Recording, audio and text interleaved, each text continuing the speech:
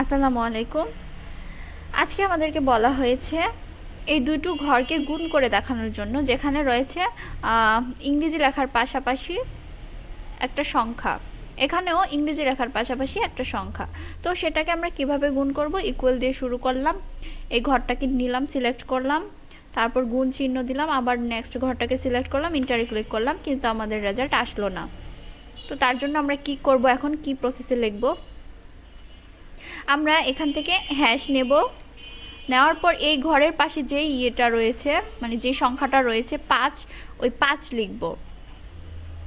Sorry, প্রথমে hash দিব, তারপর 5 লিখব, লেখার পর গুণ চিহ্ন দিব, দেওয়ার পর এখন এই ঘরে যে সংখ্যাটা রয়েছে 310, এই সংখ্যাটা লিখব।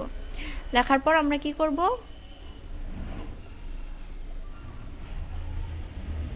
ঘরগুলোকে সিলেক্ট করব, কন্ট্রোল ই তে ক্লিক করব।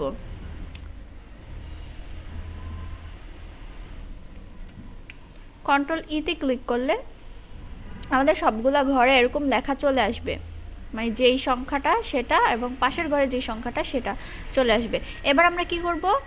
কন্ট্রোলে ক্লিক করে এইচ বাটন ক্লিক করব, কন্ট্রোল এইচ বাটন ক্লিক করার পর এখানে আমাদের একটা ফ্রন্ট আসবে, এখানে ফাইন্ড হোয়াটে আসবে এই যে হ্যাশ চিহ্নটা, আর নিচের ঘরটাতে আসবে ইকুয়াল সাইন।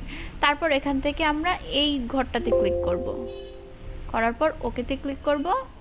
এই তো আমাদের এখানে কাউন্ট হয়ে চলে আসছে গুণ।